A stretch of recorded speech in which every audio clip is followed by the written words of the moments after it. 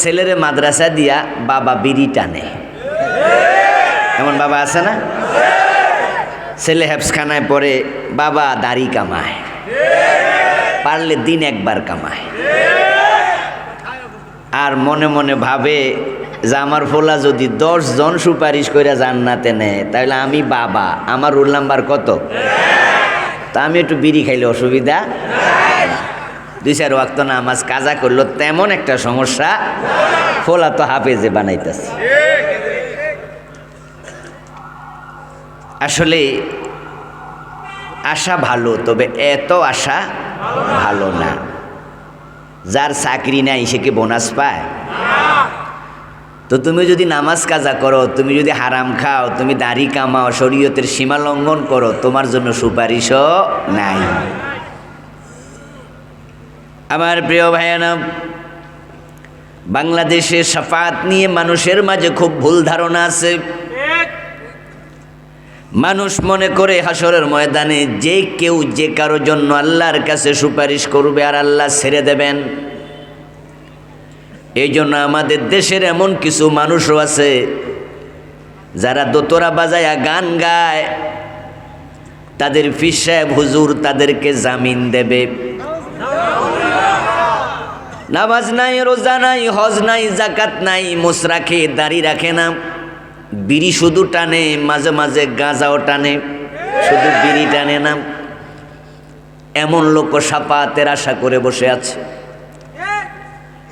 দোতরা কাঁধে নিয়ে গান গাছে, আছেন আমার মুক্তার, আছেন আমার ব্যারিস্টার, শেষ বিচারের হাইকোর্টেতে তিনি আমায় করবেন পার, আমি পাপী তিনি জামিনদার। টনটনা টনটন, ঠিক না? সেতার আওয়াজ আছে।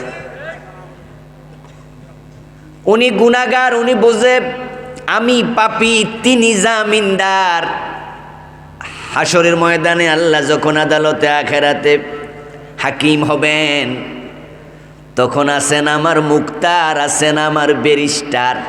উনার ব্যারিস্টার আছে, মুক্তারও আছে। শেষ বিচারের হাইকোর্টেতে তিনি আমায় করবে পার।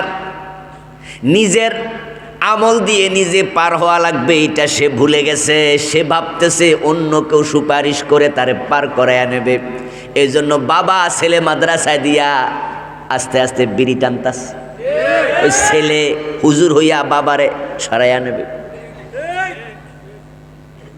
পীর সাহেব সুপারিশ করে মুরিদ নিয়ে যাবে। রাসূলুল্লাহ সাল্লাল্লাহু আলাইহি ওয়াসাল্লাম শাফিউল মুযনিবিন হবেন, গুনাহগার উম্মতের জন্য সুপারিশ করবেন। এই হাদিস শুইনা তো খুশিতে আটখান, আমিও তো উম্মত, তাহলে আমার জন্য সুপারিশ আছে। কিন্তু কোরআনের বক্তব্য তো তা নয়। কোরআনে আছে ওয়ালা ইয়াশফাউনা ইল্লা লিমান ইরতাদা।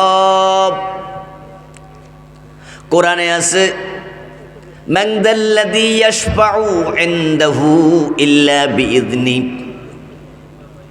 কোরআনে আছে কুল লিল্লাহিশ শাফাআতু জামিআ। শাফাত প্রসঙ্গে আল্লাহ আলোচনা করলেন কোরআনে বিভিন্ন জায়গায়। এক জায়গায় বললেন ওয়ালা ইয়াশফাউনা ইল্লা লিমান ইরতাদা, সুপারিশকারীগণ সুপারিশ করবে না কারো জন্য যদি আল্লাহ তার উপরে সন্তুষ্ট না থাকে। অর্থাৎ আল্লাহ যাকে চাইবেন শুধু তার জন্য সুপারিশ করা হবে, অন্যের জন্য সুপারিশ নাই। আপনি আমল করেছেন এমন কিছু যে আমলের কারণে আল্লাহ তাআলা আপনার উপর সন্তুষ্ট, এমন কোনো ভালো কাজ করেছেন যে কাজে আল্লাহ খুশি হয়ে গেছে, কিন্তু আপনার আমল নামে আল্লাহ তাকে দেখেন গুনাহ বেশি নেকি কম। আল্লাহ জানে ওজন দিলে ধরা খাইয়া যাবেন। ওই যে আল্লাহ আপনার উপর খুশি আছেন, ওই সন্তুষ্টির কারণে আল্লাহ নবীকে বলবে, শহীদকে বলবে, আলেমকে বলবে উনার জন্য সুপারিশ করুন। আল্লাহ যাকে চাইবেন শুধু তার জন্য সুপারিশ, আর যাকে চাইবেন না তার জন্য কোনো সুপারিশ নাই। এখন আল্লাহকে খুশি করে সুপারিশ নিতে হবে, তাই আল্লাহকে সন্তুষ্ট করার জন্য আমল দরকার আছে না নাই? তা আপনি যে আমল ছাইরা দিয়া কোন আছেন আমার ব্যারিস্টার, ওই ব্যারিস্টার কি করবে? মান যাল্লাযী ইয়াশফাউ ইনদাহু ইল্লা বিইযনি। আয়াতুল কুরসির মাঝে আল্লাহ তাআলা বলছেন আল্লাহর অনুমতি ছাড়া সুপারিশ করার মতো সাহস কার আছে? মানে যেই সুপারিশ করবে কারোর জন্য অবশ্যই তাকে আল্লাহর অনুমতি নিতেই হবে। সবার জন্য সুপারিশের অনুমতি আল্লাহ দেবেন না। তাহলে যেই শাফাআতের আশায় বসে আছেন ওটা কিন্তু শর্ত সাপেক্ষে, আল্লাহর অনুমতি সাপেক্ষে। কিন্তু সন্তান যে বাবার বিরুদ্ধে মামলা দেবে, কর্মী নেতার বিরুদ্ধে মামলা দেবে, মুরিদ পীরের বিরুদ্ধে মামলা দেবে, এটাতে আল্লাহর অনুমতি নেবে না, বরং সে নিজে বাঁচার জন্যই মামলা দেবে। সন্তান বলবে আল্লাহ আমার বাবা আমারে নামাজ পড়ায় নাই, নামাজে নেয় নাই, বাবার এটা কথারে ধরো। আল্লাহর কাছে সন্তান আর্গুমেন্ট পেশ করবে, বিভিন্ন কথা বলবে, বলবে আল্লাহ ক্লাস 9-এর বছর অঙ্কে ফেল করেছিলাম, আমার বাবা আমার একটা চটকনা মারছে, থাপ্পড় মারছে, এমন রাগ হয়েছে সরলে যে অঙ্ক ফেল করছি তাই মাইর খাইছি, অঙ্ক তোরে দেখা ছাড়মু। ক্লাস 10-এ অঙ্কে আমি লেটার মার্ক পেয়েছি। আমার বাবা যদি নামাজের জন্য একদিন একটা থাপ্পড় দিত, হতে পারত ফরজ নয় আমি তাহাজ্জুদ গুজার হয়ে যেতাম, কিন্তু আমার বাবা জীবনে নামাজের জন্য একদিন শাসন করে নাই। আমার বাবারে তুমি ধরো। যুবতী মেয়ে যেটা স্কুলে যায়, কলেজে যায়, বোরকা নাই, চুলের সৌন্দর্য, ঠোঁটের সৌন্দর্য, বুকের সৌন্দর্য দেখায়া এলাকার যুবকদেরকে কবিরা গুনাহগার বানাচ্ছে। রিক্সাওয়ালা, ঠেলাওয়ালা, পথিকেরা ওই সুন্দরী মেয়ের দিকে বারবার তাকাচ্ছে। যতজন যতবার তাকাবে ইন্ডিভিজুয়ালি প্রত্যেকের একটা করে গুনাহ হবে, যতবার তাকাবে ততটা গুনাহ হবে। আর যে মেয়ের দিকে তাকাইছে যতজনের যত গুনাহ, ওই মেয়ের একাই হবে তত গুনাহ। ওই যে বুড়িচং বাজার দিয়া হেঁটে গেছে, রাস্তার এপাশ থেকে ওপাশে স্কুলে গেছে 1 কিলোমিটার পথ, যতজন তাকাইছে ততটি কবিরা গুনাহ মেয়ের হয়ে গেছে। হাসরের ময়দানে আল্লাহ যখন বলবেন জাহান্নামে যা, তোর আমল নামায় এত কবিরা গুনাহ, লাখ লাখ কবিরা গুনাহ। বলবে আল্লাহ এত কবিরা গুনাহ আমার কেমনে হলো? আল্লাহ বলবেন ওই যে মানুষ তোর দিকে তাকাইছে সবার যত গুনাহ তোর তত গুনাহ। এখন মেয়ে বলবে আল্লাহ আমার এত গুনাহ, এজন্য আমি একা দায়ী নই, আমার বাবা যদি বোরকা সিলাইয়া দিত, আমারে পর্দা করাইতো, এত গুনাহ আমার হতো না। ও আমার রব, আমার এই বাবা আমার ক্লাস 3-তে নাসির স্কুলে ভর্তি করাইছে, বাড়িতে মাস্টার রাইকা গান শিখাইছে, এমন বাবা আছে না নাই? মেয়েরে নিজে মোটর সাইকেলে কইরা নিছে, শিল্পকলা একাডেমিতে ক্লাস 10-এ পড়ে, মেয়ে 9-এ পড়ে, ইন্টারমিডিয়েটে পড়ে, ওখানে মেয়েটাকে নাটকের রিহার্সাল দিছে। সিনেমার শুটিং স্পটে বাবা নিজে প্রাইভেট কারে করে নিজের নায়িকা মেয়েরে নিয়ে যায়, আবার বাড়িতে আনে, এমন মা বাবা আছে না নাই? মাঝে মাঝে কিছু নায়িকার সাক্ষাৎকার ফেসবুকে আসে, টেলিভিশনে আপনার পত্রিকায় আসে, চোখে পড়ে যায়। এমন নায়িকার সাক্ষাৎকার আমি দেখেছি পত্রিকায়, বলতেছে আমার এতটুকু এগিয়ে আসার পিছনে সবচেয়ে বেশি সাপোর্ট করেছে আমার মা, গর্ব কইরা বলে। আর মা মুস্কি হাসা কয় জি আমি করছি। আখেরাতে বলবে আল্লাহ মায়ের কারণে আজকে আমি কোটি কোটি কবিরা গুনার মালিক, কবিরা গুনাহ হয়ে গেছে আমার। একটা নাটক দেখেছে 1 কোটি মানুষ, একটা সিনেমা দেখেছে 5 কোটি মানুষ, এমন সিনেমা নাটক আছে না নাই? এত কবিরা গুনাহ নিয়ে আমি জাহান্নামে একা যাব কেন? মারে ডাকো, বাবারে ডাকো। নাজআলহুমা তাহতা আকদামিনা লিয়াকুনা মিনাল আসফালিন, তাদেরকে পায়ের তলায় রেখে জাহান্নামে যেতে চাই। আওয়াজ দিয়া বলেন নাউযুবিল্লাহ। আল্লাহর আদালতে যেই সন্তান, যেই স্ত্রী মামলা দেবে, স্ত্রী বলবে আমার স্বামী আমারে বোরকা পরায় নাই, বিয়ের পরে স্বামী নিজে রিকশার পাশে বসায়া বউরে সাজায়া কুমিল্লা শহরে ঘরে, মোটরসাইকেলের পিছনে সাজাইয়া ঘরে কমিউনিটি সেন্টারে বিয়ে খেতে যাবে। যাওয়ার আগে কয় ভালো করে সাজালো। একবারে স্বামী কানের দুল নাকের ফুল বাইসা দেয়, কাপড়ের সাথে মেসিং করে আংটি পরাইয়া দেয়, তারপরে সুন্দরী বউলে ঘুরে বেড়ায়। মানুষ তাকায় তাকায় মজা নেয়, আর বেড়া বোঝে দেখো আমার বউ কত সুন্দরী। হাসরের ময়দানে বলব আল্লাহ আমার স্বামীর কারণে আমি আজকে এত গুনাহ আমার আমল নামে এসেছে, স্বামীকে ডাকো, পায়ের তলায় রাখতে চাই। ইয়া আইয়ুহাল্লাযীনা আমানু, ও ঈমানদারেরা, ইন্না মিনাজ জুওয়াজিকুম, তোমাদের কারো কারো স্ত্রী, ইন্না অর্থ কি? নিশ্চয় তোমাদের কারো কারো স্ত্রী, ওয়া আওলাদিকুম, কারো কারো সন্তান, আদুওয়াল লাকুম, তোমাদের দুশমন। ভাই ভাই ঝগড়া হয়, মাঝে মাঝে স্বামী স্ত্রী তো হালকা ঝগড়া হয়। আচ্ছা ঝগড়া হইলে যদি বউ থানায় চলে যায় মামলা দিতে, ভাই ভাই সামান্য ঝগড়া হলো, ভাই ভাইয়ের বিরুদ্ধে থানায় চলে গেছে মামলা দিতে। এখন এলাকার মেম্বার সাহেব শুনলে কইব, এরে বেটা তুই কামডা করলি কি, আমরা কি নাই, আমাদের শুনাইতি, তুই মামলা দিলি কেন? বলবে না? বলবে না? মেয়ের বাবা শুনলো তো বলবে, এই মাইয়া তুই আমার বিরুদ্ধে থানায় মামলা দিলি কেন, আমরা ছিলাম না, তুই আমার কলি না কেন? আমার বন্ধু যে শুনবে সেই বলবে তুমি ভালো কাম করো নাই।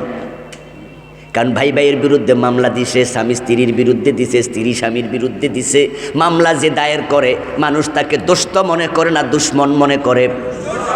তো দুনিয়ার আদালতে মামলা দিলে যদি দুশ্মন হয়, কিয়ামতের দিন আল্লাহর আদালতে যে সন্তান বাবার বিরুদ্ধে মায়ের বিরুদ্ধে মামলা দেবে, ওই সন্তান আমাদের দোস্ত না দুশ্মন হবে? ওই স্ত্রী দোস্ত না দুশ্মন হবে? আল্লাহ এতটুকু বলে এবার বলে ফাহদারুহুম, সুতরাং তোমরা মুমিনেরা সাবধান থাকিও তাদের ব্যাপারে। কোন সন্তান কোন স্ত্রী যেন আদালতে আখেরাতে মামলা দিতে না পারে, এমনভাবে সন্তানদেরকে চালাতেই হবে। কিছু কিছু মামলা আছে আপনারা দেখবেন আদালত খারিজ করে দেয়, শুনছেন না? যে মামলা কি হয়ে গেছে? খারিজ। এর মানে মামলাটা আদালত গ্রহণ করে নাই। এখন সন্তান যদি আদালতে আখেরাতে আল্লাহর কাছে মামলা দেয়, আল্লাহ কিন্তু কোরআনে বলেন না আমি খারিজ করে দেব। আল্লাহ বলেননি আমি মামলা খারিজ করে দেব, মামলা আমি নিব না। বরং আল্লাহ তাকিদ দিয়া বলছে মামলা দেবে, আমি আল্লাহ মামলাও নেব। সাবধান থাকিও তোমরা। এই সাবধান করাই প্রমাণ করে মামলা খারিজ হবে না, মামলার শুনানি হবে, মামলার সাক্ষী মুক্তি হবে, মামলার রায় হবে। এখন বাবা মার বিরুদ্ধে সন্তানের মামলা কেন খারিজ হবে না? স্বামীর বিরুদ্ধে স্ত্রীর মামলা কেন খারিজ হবে না? আদালতে আখেরাতে আল্লাহ মামলা কেন নোটভুক্ত করবেন, কেন ডায়েরিভুক্ত করবেন, কেন শুনানির সময় নেবেন, কেন দিনক্ষণ ঠিক করবেন, কেন রায় দেবেন? এর কারণ হলো ভালো সন্তান হোক আর খারাপ সন্তান হোক, সন্তান ভালো আর খারাপ হওয়ার পিছনে মা বাবার কিছু দায় দায়িত্ব আছে না নাই? কিছুক্ষণ আগে এমপি মহোদয় বলছিলেন সন্তান যদি মদ পান করে, পুলিশরে উনি বলেন অথবা বলতে চান যে সন্তান রে একা ধরলে হবে না, তার বাবাটারেও। মদ কি বাবা খাইছে? কথা কয় না। মদ কি বাবা খাইছে? তো বাবারে ধরবে কেন? এর কারণ হলো বাবা যদি সতর্ক থাকতো সন্তান মদখোর হতো না। আজকের পৃথিবীতে যত ডাকাত আছে বলুন তো, জন্মের সময় ডাকাত হয়ে দুনিয়ায় জন্ম নিছে কয়জন? যত চোর আছে চোর হয়ে জন্ম নিছে কতজন? যত মদখোর আছে মদখোর হয়ে জন্ম নিছে কেউ? যত খারাপ মানুষ আছে, ছিনতাইকারী, রাহাজানিকারী, ধর্ষণকারী, খুনকারী, যত অপরাধী আছে, জন্মের সময় একটা মানুষও অপরাধী হয়ে পৃথিবীতে আসে নাই। তাহলে অপরাধী হেস হলো কেমনে? এই খুনকারী কেমনে হলো? মদপানকারী মাদক সেবী কিভাবে হলো? আজকে চিন্তাইকারী কিভাবে হলো? হওয়ার পিছনে সে একা দায়ী নয়। সর্বপ্রথম দায়ী তার মা বাবা। রাসূলুল্লাহ নিজে বলেছেন, কুল্লু মাউলুদিন ইউলাদু আলাল ফিতরা, প্রত্যেকটা মানব শিশু ফিতরত নিয়ে জন্মগ্রহণ করে। ফিতরত মানে হলো একটা একবারে নির্ভেজাল অন্তর, একবারে ধবধবে সাদা কাগজের মতো সাদা কলব লইয়া জন্মগ্রহণ করে। রুহের জগতে আল্লাহ মানুষের সাথে যখন প্রথম মিটিং করেছিলেন, প্রথম প্রথম সাক্ষাৎ হয়েছিল, আল্লাহ সেদিন মানুষকে প্রশ্ন করেছিলেন, আলাস্তু বিরব্বিকুম, আমি কি তোমাদের রব নই?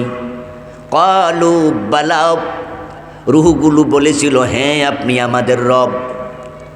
এখন যত সন্তান দুনিয়া এসেছে এই রুবুবিয়াতের স্বীকৃতির উপরে জন্মগ্রহণ করেছে, এটার নামই হলো ফিতরাত। যত সন্তান দুনিয়া এসেছে কারো কলবের মাঝে একটা গুনাহ ছিল না। ক্বালান নবী সাল্লাল্লাহু আলাইহি ওয়াসাল্লাম, ইযা যানাবাল মুমিন কানাত নুকতাতুন সাউদাউ ফি কলবিহি, মোমেন বান্দা শোনো, তুমি যখন একটা গুনাহ করেছ তোমার কলবে একটা কালো দাগ পড়েছে। গুনাহ করার আগে কারো কলবে একটাও কালো দাগ ছিল না। এই যে আজকে আমাদের সামনে বসে আছে ছোট ছোট কিছু বাচ্চা নাবালেগ, ওদের কলবটা একবারে সাদা কাগজের মতো, একটা কালো দাগও নাই।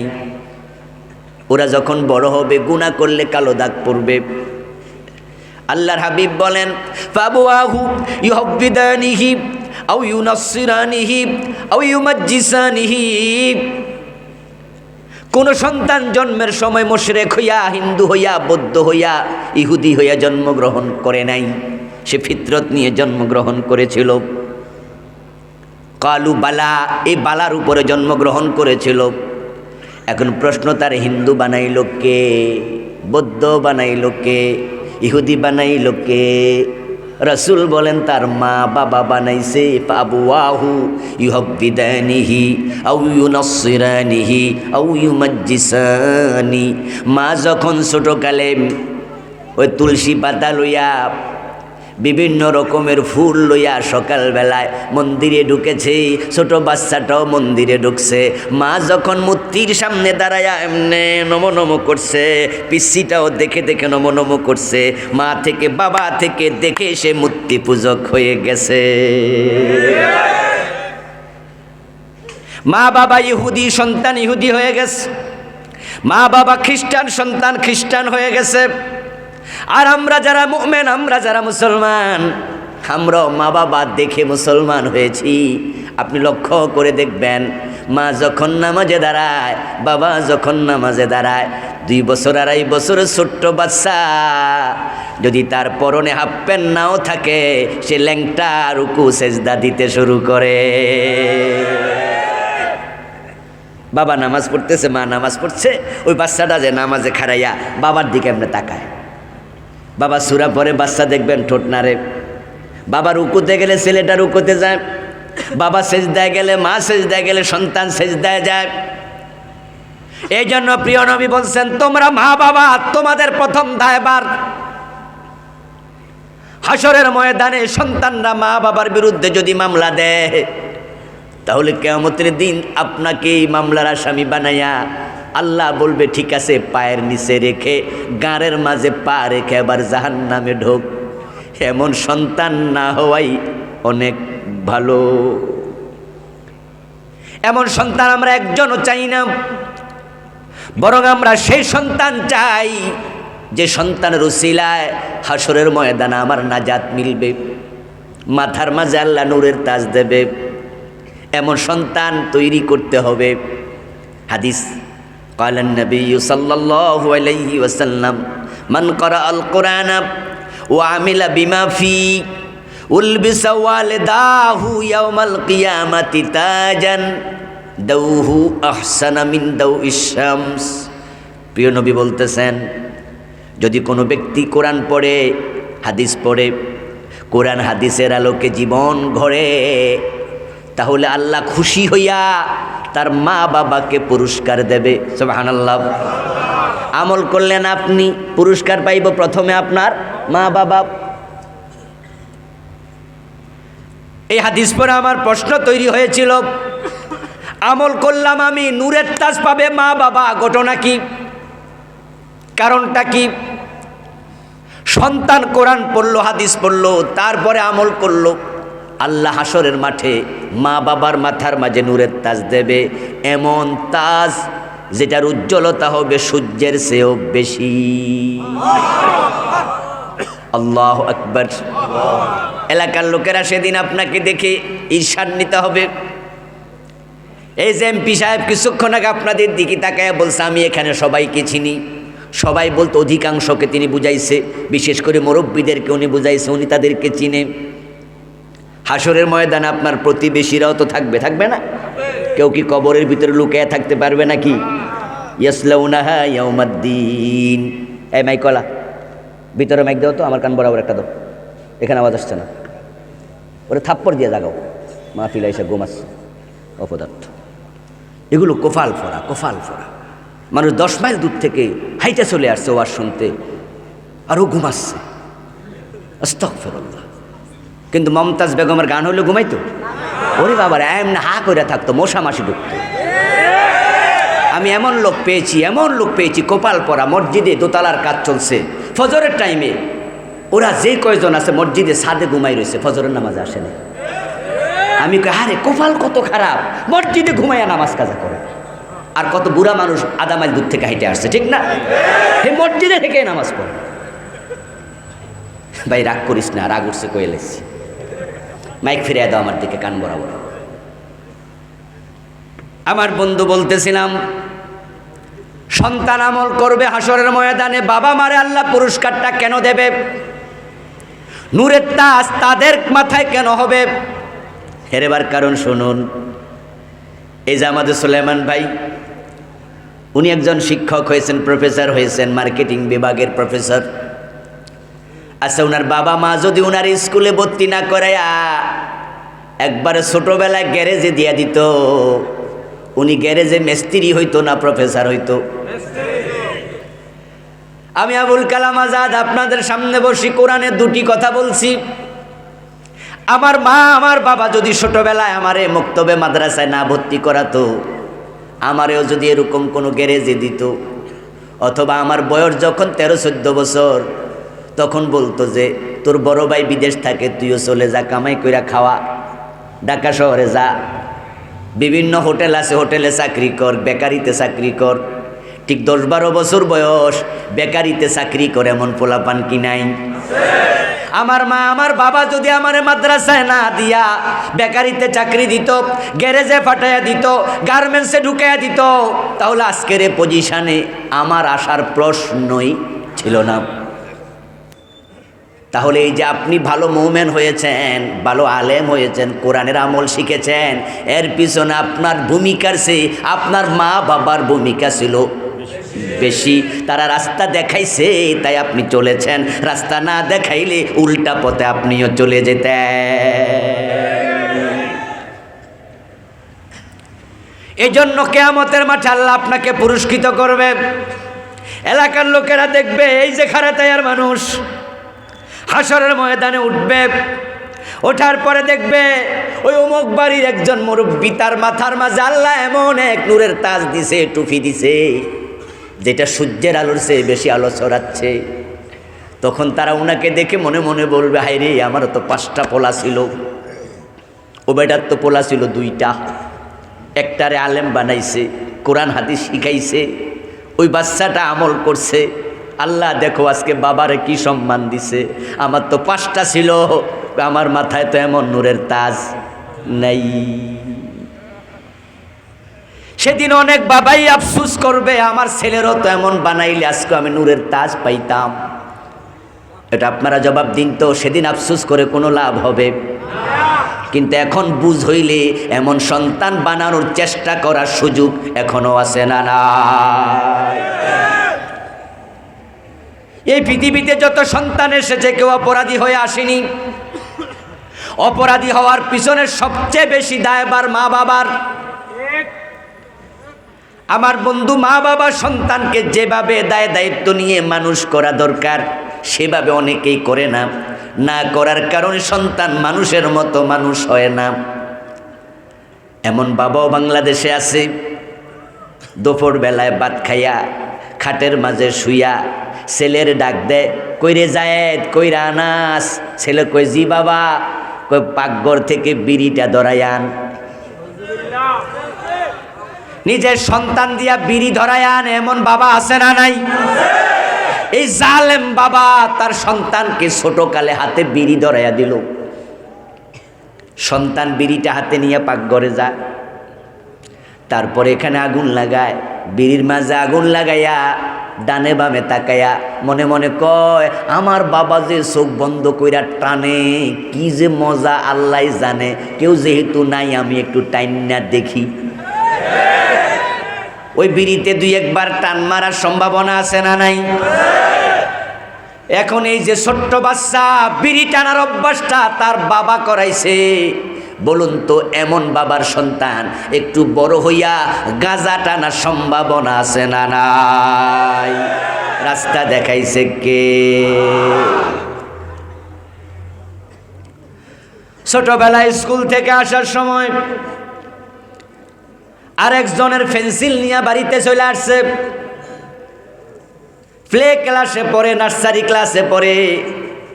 এখন মা দেখছে তার ব্যাগের মাঝে দুইটা পেন্সিল। জিজ্ঞাসা করে, কিরে ছেলে, পেন্সিল তো একটা তোর আর একটা কার? কই মা, ওই পাশের ছেলেটা টেবিলের উপর রাখছিল, খেয়াল করে নাই, একটু চান্স পাইছি নিয়ে আইছি। মা একটা জোরে হাসি দিয়া কয়, মাশাআল্লাহ আমার পোলার বুদ্ধি আছে। পরের গাছের আম চুরি করছে, মা প্রশংসা করছে, এমন মা আছে না নাই? মেয়েটা স্কুল থেকে যাওয়ার সময় কাঁচামরিচ নিয়ে গেছে, মা দুপুর বেলায় ভাত রান্না করে বসে আছে, একবারে পকেট থেকে বের করে 5-7টা কাঁচামরিচ দিছে। মা তাকাইয়া দেখে একবারে তাজা। জিজ্ঞাসা করলো, রোকেয়া এগুলা পাইলি কই? মা স্কুল থেকে আসার সময় ক্ষেত আসিল, লইয়া লাইছি। মা কয়, মাশাআল্লাহ আমার মাইয়ার বুদ্ধি আছে। যেই মা তার সন্তানকে ছোটকালে চুরির দিকে হাত বাড়াতে শিখাবে, বড় হওয়ার পরে ছেলে গরু চুরি করার সম্ভাবনা আছে না নাই?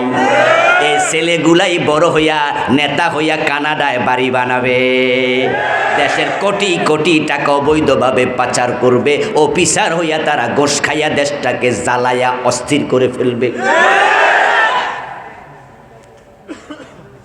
মা বাবা নিজে সন্তানের সাথে মিথ্যা কথা বলে, এমন মা বাবা আছে না নাই? আর মিয়া তুমি তো সন্তানকে উল্টা বড় করছো, সন্তানকে দোষ দাও কেন? এই জন্য বিখ্যাত আরবি প্রবাদ আছে, একটি বিখ্যাত প্রবাদ, ইন্নাকা লা তাজনি মিনাশ শাউকিল ইনাবা। তুমি কখনো কাঁটা যুক্ত গাছ রোপণ করে আঙ্গুল ফল আশা করিও না। আম গাছ রোপণ করে জাম হবে না, জাম গাছে তাল ধরবে না, তাল গাছে কলা ধরবে না। কামা তাদিনু তুদান, যেমন কর্ম তেমন ফল। এই জন্য ভালো সন্তান যদি আমরা আশা করি, মা বাবার কিছু দায়িত্ব পালন দরকার আছে না নাই? কেউ মনে মনে বলবেন, হুজুর আমি তো আমার সন্তানরে বিড়ি খাওয়াই নাই, তো আমার সন্তান গাঁজা খায় কেন? হুজুর আমি নিজে তো কখনো বিড়ি গাঁজা খাই না, আমার সন্তান এখন মদ খায় কেন? আপনার ওয়াজ তো মিলল না। আমি বলবো, দোস্ত শোনো, তুমি বিড়ি খাও নাই, গাঁজা খাও নাই, তোমার সন্তান খারাপ হয়ে গেছে।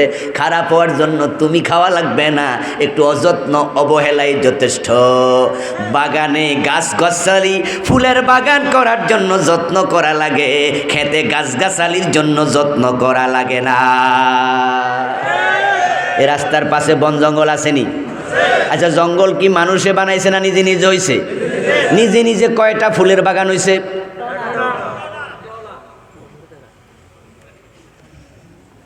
তাম দুনিয়াতে আপনি নিজে নিজে হয়েছে এমন ফুলের বাগান পাবেন না। 2-4টা ফুল গাছ হয়তো হইতে পারে, ফুলের বাগান কখনো একা একা হয় না, কিন্তু একা একা জঙ্গল হয়, ঠিক না? পৃথিবীর সবচেয়ে বড় জঙ্গল ওই যে আমাজন, এটা কি মানুষ বানাইছে না নিজে নিজে হয়েছে? আমাদের দেশে বড় জঙ্গলের নাম কি? সুন্দরবন। মানুষ বানাইছে নিজে নিজে হয়েছে? এই রাস্তার পাশে কত জঙ্গল, এগুলো নিজে নিজে হয়ে যায়? আপনি আপনার সন্তানকে শাসনে রাখবেন না, চোখে চোখে রাখবেন না, তাদের কেয়ার করবেন না, নষ্ট হতে আপনার চেষ্টা লাগবে না, নিজে নিজে নষ্ট হয়ে যাবে। এই জন্য ফুল বাগান বানাতে হলে চেষ্টা দরকার আছে না নাই? সন্তান ফুল বাগানের মতো, ঠিক কি না? ভালো বানাতে হলে মা বাবাকে চেষ্টা করতেই হবে, চেষ্টা করতে হবে, চেষ্টা করতেই হবে, চেষ্টার বিকল্প নাই। সন্তান হলো মা বাবার কাছে কাদা মাটির মতো, কাঁচা মাটির মতো। যারা কুমার আছে, কুমার কলসি বানায়, পাতিল বানায়, মাটির পাতিল, মাটির কলসি, আগে তো কত জায়গায় বানাইতো, এখন কমে গেছে। ওই কুমার যখন মাটির পাতিল বানায়, মাটিটা শক্ত থাকে না নরম? এ কাদা মাটি, কাঁচা মাটি দিয়া সে মন মতো, মন চাইলে কলসি বানায়, মন চাইলে ডেকসি বানায়, মন চাইলে ডেকসির পাত আপনার ঘোড়াটা বানায়, ঠিক না? ওই যে কি কয়টারে উপরেরটা, ডাকনা, ডাকনা নাকি? মন চাইছে ডাকনা বানাইছে, মন চাইছে বাটি বানাইছে। কাদা মাটি তো, এই মাটি যদি শুকায়া যায় তখন কিন্তু কুমারের কথা আর শুনবে না, মাটি ভেঙে যাবে। এই সন্তানটাকে আল্লাহ আপনার কাছে দিছে একবারে একটুকু অবস্থায়, ছোট্ট ওয়াও ওয়াও করে কেঁদেছে। আপনি তাকে যেভাবে মনে চায় সেভাবে বড় করার সুযোগ আপনার আছেই। এখন সব মা সব বাবা চায় ভালো সন্তান, কে না চায়? কিন্তু ভালো সন্তান কয়জনে পায়? সমাজে ভালো সন্তান বড় কমে গেছে। ভালো ডাক্তার আছে, ভালো ইঞ্জিনিয়ার আছে, কিন্তু ভালো মানুষের বড় অভাব হয়ে গেছে। ভালো শিক্ষিত আছে, এমএ পাস, বিএ পাস আছে, ভালো মানুষ বড় কমে গেছে। শিক্ষিতরাই মা বাবারে এখন ওল্ড নিবাস, বৃদ্ধ হোমে পাঠায়, ওল্ড হোমে পাঠাচ্ছে। সচেতন লোকেরা জানেন, পত্র পত্রিকায় মাঝে মাঝে এগুলো আসে, খবরে আসে। গতবার একটা মাহফিলে গাজীপুরে আমার আগে এলাকার একজন নেতা বক্তৃতা দিলেন। ওই বক্তৃতায় তিনি বললেন, আমি গতকালকে গাজীপুরের একটা বিশাল বৃদ্ধ নিবাস দেখতে গেছিলাম, কয়েকশো বুড়া বুড়ি ওইখানে থাকে। উনি বলতেছেন, বললেন আমি মুরব্বীদের সাথে কথা বলেছি, অনেকের সাথে। কেউ বলেছে আমি, আমার ছেলে ডাক্তার, কেউ বলছে ইঞ্জিনিয়ার, কেউ বলছে ইউনিভার্সিটির প্রফেসর। কই মূর্খ এমন বাবা মা কেউ বলে নাই, কেউ বলে নাই। আর আলেম ওলামা, আমার ছেলে আলেম, এমন কথা একজনেও বলে নাই। সন্তান এমএ পাস বানাইছো, বিএ পাস বানাইছো, ডাক্তার বানাইছো, ইঞ্জিনিয়ার বানাইছো, ওরা ওদের সময় তোমাকে ভুলে গেছে। বউ নিয়ে আনন্দে আছে, সন্তান নিয়ে আনন্দে আছে, মা বাবারে বাড়িতে জায়গা দেয় না, বৃদ্ধ নিবাসে পাঠাইয়া দিছে। এগুলো ভালো মানুষ হয় নাই। এজন্য বাবা আমার দায়ভার আছে না নাই? যেভাবে মানুষ করা উচিত ছিল, খোঁজ নিয়ে দেখো, সেভাবে মানুষ করে নাই। আল্লাহ তাআলা হলেন সবার কারিগর। তিনি মানুষ বানাইছে মাটি দিয়া। কি দিয়া বানাইছে? নাকি বানর থেকে হইছি? এখন তো আবার নতুন করে সিলেবাসে আসছে, মানুষ নাকি মাটি থেকে হয় নাই, মানুষ নাকি বানর থেকে হইছে। তো যারা বান্দরের গোষ্ঠী তারা তো বানরের কথাই বলবে, ঠিক কিনা? আল্লাহ তাআলা মানুষকে বানর থেকে বানান নাই, বরং তিনি মানুষকে মাটি থেকে বানাইছেন। কারণ মাটির মাঝে আছে বিনয়, মাটির মাঝে আছে নম্রতা। সুবহানাল্লাহ পড়েন। মাটির সবচেয়ে বড় গুণ হলো বিনয়। এজন্য আপনি দেখবেন মাটিতে যান, তারপরে একটু পা দিয়া জোরে গুতা মারেন, দেখবেন মাটিটা একটু নিচের দিকে চলে গেছে। একটা খুঁটি হাতে নেন, জোরে গুতা মারেন, দেখবেন এটা ছিদ্র হয়ে গেছে। মাটি আপনার সাথে রিফ্লেক্ট করে না। আপনি একটু আগুন জ্বালান, আগুন জ্বালায় হাতে একটা লাঠি লন, আগুনের মাঝে বাড়ি মারেন, বলুন তো বাড়ি দিলে আগুন কমে না আরো বাড়ে? এটা হলো দাম্ভিকতা, অহংকার, রিফ্লেকশন মারাত্মক। কিন্তু মাটি একবারে উল্টা, গুতা মারলে ছিদ্র হয়, মানে সে জায়গা করে দেয়। এমন যারা বিনয়ী মানুষ দাঁড়ায় আছে রাস্তায়, আপনি গেছেন যাই এখন একটু সরেন তো, দেখবেন বিনয়ী মানুষ আস্তে করে সরে গেছে, ঠিক না? মসজিদে ঢুকেছে, মসজিদে ঢুকে দেখবেন একজন ভালো মানুষ বসে আছে, যদি ভালো মানুষ হয় আপনি তার পাশে যাইয়া বলবেন যে ভাই যান একটু সরবেননি, সাথে সাথে সরে গেছে। আর তেরা হইলে কবি এবার জায়গা পাস না, অন্য জায়গা যা, ঠিক না? বিনয়ীরা জায়গা দেয়, বিনয়ীরা সরে যায়। মাটির মাঝে বিনয় আছে, তাই গুতা দিলে জায়গা দেয়। সুবহানাল্লাহ। আল্লাহ মাটি থেকে মানুষ বানাইছে, এখন এই মানুষের কি দরকার, কেমনে কি হবে সব আল্লাহ ভালো জানে। তাই কেমনে সন্তান মানুষ করা লাগবে, কোরআন হাদিসে সে নির্দেশনা আছে না নাই? এই নির্দেশনা কয়জন মা বাবা জানে? জন্ম দিলে মা হওয়া যায় না, বাবা হওয়া যায় না। যে মেয়ের বিয়ে হয় নাই, বিয়ে ছাড়াও সন্তান হয়, এমন ঘটনা বাংলাদেশে আছে না নাই? ওই সন্তানের বাবার কোনো পরিচয় আছে? কোনো পুরুষ স্বীকার করতে রাজি হয়? তাহলে বোঝা গেল জন্মদাতা হওয়া আর বাবা হওয়া এক কথা না। যেই মেয়েটা যার সন্তান পেটে নিয়েছে, তো ওই সন্তানেরও জন্মদাতা আছে, কিন্তু বাবা নাই। কোনো পুরুষ বলবে না আমি তার বাবা, স্বীকারই করবে না। বাবা কিছু দায়িত্বের সাথে জড়িত শব্দ। এখন বাবা হওয়ার জন্য যে দায়িত্বগুলো পালন করা লাগে, অনেক বাবা তো এটা জানেই না। এই জন্য দেশে মানুষ বাড়তেছে, একবারে পশু পাখির মতোই বাড়তেছে, কিন্তু যোগ্যতা সম্পন্ন ভালো মানুষ খুব বাড়ে না, দিন দিন কমতেছে। কারণ হক আদায়কারী মা বাবার সংখ্যা খুব খুব কমে গেছে। শরীয়তের নির্দেশনা ফলো না করলে ভালো সন্তান হবে কেমনে? এখন ভালো সন্তান পাওয়ার জন্য শরীয়ত যে নির্দেশনা দিয়েছে সে বিষয়ে সংক্ষেপে কিছু কথা বলবো, শুনতে রাজি আছেন না নাই? এক নাম্বার কাজ, যদি আপনি চান আপনার সন্তান ভালো হোক, আরে ভাই আজকে অনেক বাবারে আমি দেখি বুড়া বয়সে দাড়ি ফাঁকা রিক্সা চালাচ্ছে ঢাকায় ফার্ম গেটে, প্রায় চোখে পড়ে কত বুড়া মানুষ রিক্সা চালায়। ওদেরকে মানুষ এড়াইয়া যায়, উঠতে চায় না, বেড়া বুড়া, বেড়া তো রিক্সায় টানতে পারবে না, লেট হয়ে যাবে, তাই জোয়ান খুঁজে। আমি মাঝে মাঝে ভাবি এ বেটারে আমিও যদি এড়াইয়া যাই, চাল কিনবো কি দিয়া? বেটা তো শখের ঠেলা রিক্সা চালায় না, দরকারে চালায়, ঠিক না? বরং তার রিক্সায় উঠা 20 টাকা বেশি দিয়া দিমু, কামে লাগবো। সুযোগ থাকলে জিজ্ঞাসা করি, চাচা এ বয়সে রিক্সা কেন চালান? ছেলে মেয়ে নাই বুঝি? এমন অনেকের উত্তর শুনেছি, বলে হুজুর 3টা ছেলে আছে, 2টা ছেলে আছে, কিন্তু বিয়া কইরা বউ নিয়ে আলাম, তো বাবা কি চাইছিল এমন সন্তান হোক? তো হলোটা কেন? এখন আমি যদি জিজ্ঞাসা করি চাচা সন্তান কেমনে মানুষ করলে ভালো হয়, এই বিষয়ে কোরআন হাদিসে কি আছে বলেন, তখন এই বেটা আবার হাসি দিয়া বলবো, চাচা এগুলা তো শুনিয়ে নাই, জানিও না, তো না জানলে সন্তান ভালো হবে কেমনে? এই জন্য তলাবুল ইলমে ফারিদ আলা কুল্লি মুসলিম, ইসলামের মৌলিক এলেম শিক্ষা করা সবার জন্য ফরজ। যে ডাক্তারি করবে সে ডাক্তারি শিখা ফরজ, যে রিক্সা চালাবে রিক্সা চালানো শিখা ফরজ, যে ড্রাইভিং করবে ড্রাইভিং শিখা ফরজ। কারণ সে ডাক্তারি না শিখে রোগীর চিকিৎসা করলে তার হাতে রোগী মরার সম্ভাবনা আছে না নাই?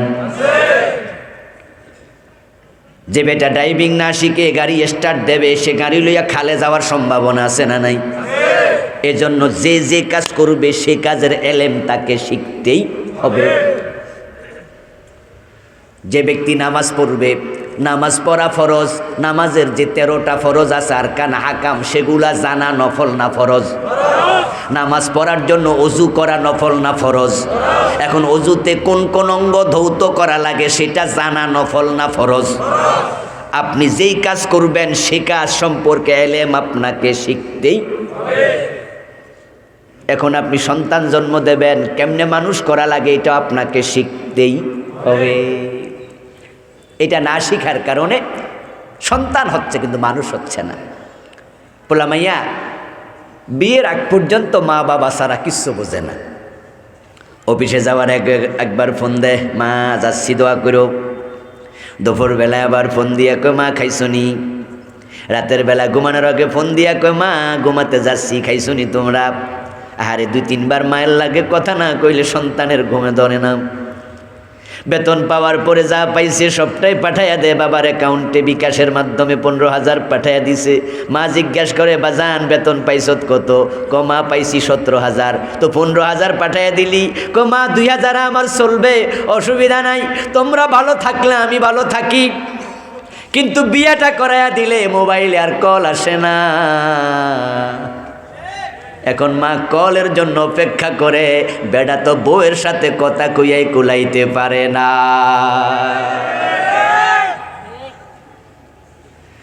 এখন মাসের 10 তারিখ চলে যায়, আর টাকা আসে না, বিকাশে টাকা আসে না অ্যাকাউন্টে। সন্তানকে মা ফোন দিয়া জিগায়, কিরে বাবা দোকানদার তো বাকি টাকা খোঁজে, বাকি খাইতে খাইতে টাকা জমে গেছে, এখন তো চাল দিতে চায় না।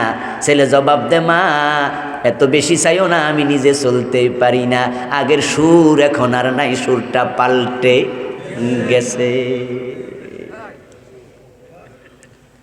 ও প্রিয় ভাই, এমনটা কেন হয়? কারণ তুমি শরীয়তের নির্দেশনা ফলো করো নাই। এই জন্য ভালো সন্তান পেতে হলে 1 নাম্বার কাজ যেটা করতে হবে সেটা হলো বিয়ে করার সময় ভালো মেয়ে খুঁজতে হবে।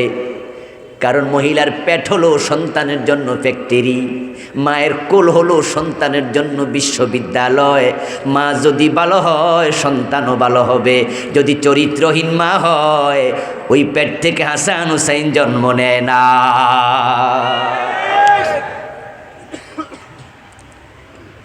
প্রথম কাজ হবে ভালো বউ।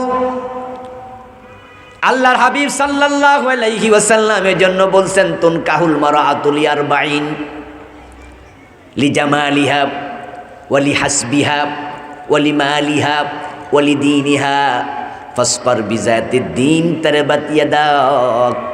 তোমরা 4টা গুণ দেখে নারীকে বিয়ে করিও। মানুষ এটাই করে, সে সুন্দরী কিনা দেখিও, তার বাবার সম্পদ আছে কিনা তোমাদের মতো সেটাও দেখিও, তার বংশমর্যাদা তোমার সাথে মিলে কিনা সেটাও দেখিও, তবে দিনদারিটা সবচেয়ে বেশি দেখিও। উপরের 3টা যদি কমও থাকে ছাড় দিও। যদি মেয়েটা মুত্তাকি হয়, ফরজগার হয়, কোরআন তেলাওয়াতকারী হয়, পর্দানশীল হয়, তাকে প্রাধান্য দিয়ে বিয়ে করিও। তারে বাতিয়া ডাকা, তোমার হাত দুলায় মলিন হোক। রাসূলুল্লাহ আরব দেশের একটি কথা বললেন, এর মানে তিনি বুঝাইয়া দিলেন এই জাতীয় কন্যা, এই জাতীয় বউ যদি ঘরে আনো আল্লাহ তোমার ঘরটাকে সমৃদ্ধ করে দেবে।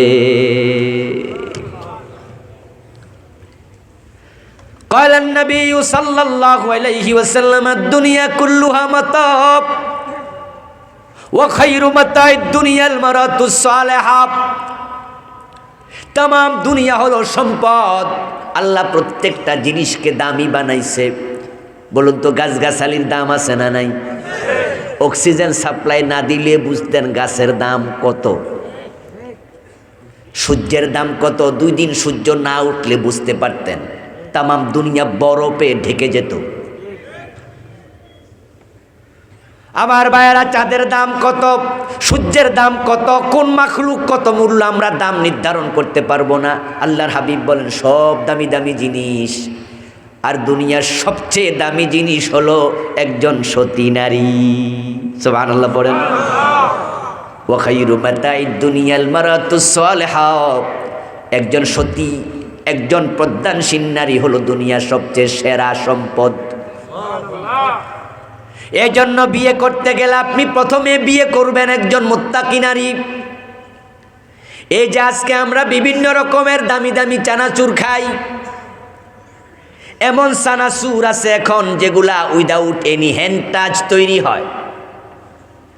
একবার এক পাশে দিয়া গম ঢুকাইয়া দেয়, এক পাশে দিয়া জব ঢুকাইয়া দেয়। এগুলা আস্তে আস্তে করে করে এক মেশিন থেকে আরেক মেশিনে যেতে যেতে প্যাকেট চানাচুর হইয়া বের হয়, হাত দিয়ে স্পর্শ করা লাগে না। ও প্রিয় ভাইয়ারা, এখন যেই মেশিন দিয়ে চানাচুর হয় ওই মেশিনে যদি কেরোসিন তেল থাকে মিশ্রিত, ওই মেশিনটা মেরামত করছিল। আর মেশিনারি জিনিস মেরামত করতে গেলে কেরোসিন জাতীয় জিনিস দিতে হয়। ওইটা ভালো করে না মুছা জব দিছে ঢাইলা, গম দিছে ঢাইলা। গম 1 ক্লাস, জব খুব দানাদার 1 ক্লাস। কিন্তু যতই 5 ক্লাস জব হোক, ওই সানাসুরের মাঝে কেরোসিনের গন্ধ থাকার সম্ভাবনা আছে না নাই? বাবা MBBS, বাবা ইঞ্জিনিয়ার, বাবা PhD হোল্ডার, বাবা বড় মাওলানা, বাবা ইউনিভার্সিটির প্রফেসর, কিন্তু যেই পেটের ভিতরে সন্তান জন্ম নিয়েছে, ওই মা যদি বেপর্দা হয়, মা যদি চরিত্রহীন হয়, বাবা যতই শিক্ষিত ভালো সন্তান হবে না। আরে ভাই, মায়ের চরিত্র সন্তানের উপরে তির্যকভাবে প্রভাব ফেলে। দেখবেন যেই মা সকালবেলা ঘুম থেকে উঠে কোরআন তেলাওয়াত করে, সন্ধ্যাবেলা হাদিসের বই পড়ে, দুপুরবেলা ইসলামী সাহিত্য পড়ে, ওই আপনার পিচ্ছি 6 মাস বয়সী বাচ্চাটা মায়ের পাশে হামাগুড়ি দেয়, এসে কোলের মাঝে ওঠে, কোলের মাঝে উঠে ফেল ফেল নয়নে ওই কোরআনের পাতার দিকে তাকায়া থাকে, মাঝে মাঝে হাত বাড়ায়া ধরতে চায়। মায়ের কোলে বসে ছোটকালে কোরআন দেখে অভ্যস্ত হয়। আর যেই মা দুপুরে বসে, রাতে বসে, সকালে বসে জি বাংলা স্টার জলসা দেখে, কোলের 6 মাস বয়সী বাচ্চাও দেখা শিখে যায়। মা হয় যেমন, সন্তান হয় তেমন। ভালো সন্তান পেতে চাইলে ফার্স্ট দায়িত্ব হলো, 1 নাম্বার দায়িত্ব, ভালো মা, ভালো বউ আনেন বাড়িতে, সন্তানকে ভালো মা দেন। ওমর রাদিয়াল্লাহু তাআলা আনহুর জীবনীতে পাওয়া যায়, রাতের বেলায় তিনি প্রজাদের খবর নিতে মাঝে মাঝে বেরোতেন। একদিন শোনেন কোনো এক ঘরের মাঝে ভিতর থেকে আওয়াজ হচ্ছে, মা মেয়ে গল্প করছে, কথা বলছে। হযরত ওমরের কানে আওয়াজ আসছে, ওখানে তিনি বলতেছে, শুনতেছেন, একজন মা তার মেয়েরে বলতেছে, দুধের মাঝে পানি মিশায়া দাও, এতে করে আমাদের লাভ একটু বেশি হবে। মেয়ে জবাব দেয়, মা, হযরত ওমর তো সার্কুলার জারি করছে দুধে যেন কেউ পানি না মিশায়, এটা তো অন্যায়। তখন মা জবাব দেয়, পাগলি মেয়ে, এ রাতের গভীরে ওমর তো আর দেখবে না, সার্কুলারের জায়গায় সার্কুলার, আমরার জায়গায় আমরা, তুই কাম সারালা। মেয়ে জবাব দে, মা, ওমর না দেখুক, ওমরের আল্লাহ তো সব দেখে। ওমর রাদিয়াল্লাহু তাআলা আনহু এর সংলাপ শুনলেন। সকালবেলা তিনি তার রাজকর্মচারী একজনকে পাঠালেন, যাও অমুক বাড়িতে, অমুক ঘরের মাঝে একজন মা একজন মেয়ে আছে, ওদের দুইজনকে ডাকো, বলবা ওমর সালাম জানাইছে, রাজদরবারে ডাকতেছে, ওনার বাড়িতে দাওয়াত দিছে। খবর শোনার পরে মহিলা তো কাঁপতে শুরু করেছে, কারণ মহিলা জানে ওমর বড় মেজাজি মানুষ, ভাবতেছে আল্লাহ জানে কোন বেয়াদবি করছি, কোন রিপোর্ট আমাদের বিরুদ্ধে গেছে, খবর আছে। হযরত ওমর রাদিয়াল্লাহু তাআলা আনহু দরবারে হাজির হলেন। হযরত ওমর তাদেরকে সালাম দিলেন, তারপর ওই মহিলাকে বললেন, আপনাকে আমি ডেকেছি কারণ আপনার মেয়েটাকে আমি পুত্রবধূ বানাতে চাই। ওই মহিলা তো আশ্চর্য হয়ে গেল, হুজুর আপনি এসব কি বলেন? অর্ধ দুনিয়ার সম্রাট ওমর, আমার মতো গরিব মানুষ, আমি তো গাই গরুর দুধ বেচা খাই, এত গরিব, আয়ের কোনো ব্যবস্থাই নাই, আমার মেয়ে আপনার পুত্রবধূ হবে? হযরত ওমর বলেন, দুধের কারণেই তো পুত্রবধূ। কই হুজুর মানে কি বুঝি নাই, গত রাতে কি কইছো মনে আসেনি? হযরত ওমরে পুরা কাহিনী তাদেরকে শোনালেন। তোমার মেয়ের মাঝে তাকওয়া আছে, আল্লাহর ভয় আছে, এমন মেয়ে তো আমার পুত্রবধূ হওয়া দরকার। এমন মেয়ে যে ঘরে থাকবে ওই ঘরের মাঝে সমৃদ্ধি আসবে, কোনো সন্দেহ নেই, শান্তি আসবেই। হযরত ওমর তার ছেলেকে ওই মেয়ে বিয়ে করালেন। ঐতিহাসিকগণ বলেন, ওই মেয়ের পরবর্তী প্রজন্ম থেকে ওমর ইবনে আব্দুল আজিজ রাদিয়াল্লাহু তাআলা আনহু, যাকে দ্বিতীয় ওমর বলা হয়, তার জন্ম হয়েছে।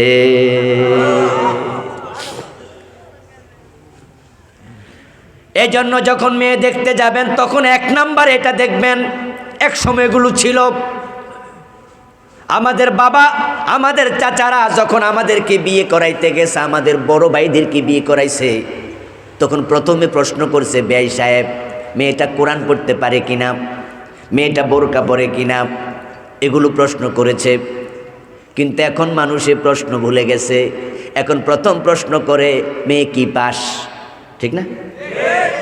বিয়া করব, মেয়ে কি পাস করছে, পাশের খবর নেয়, দিকের খবর নেয় না।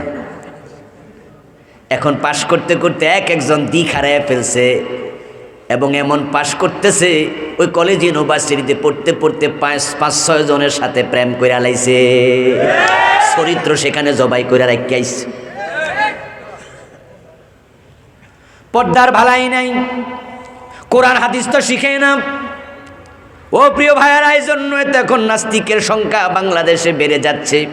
এক সময় তসলিমা নাসরিন যখন কোরআনের বিরুদ্ধে কথা বলেছে, নাস্তিকতা দেখাইছে, তার পক্ষে বাংলাদেশে কথা বলার কোনো লোক ছিল না। কোনো রকম জান লইয়া বাংলাদেশ থেকে পলায়ে গেছে তসলিমা নাসরিন 94 সনে।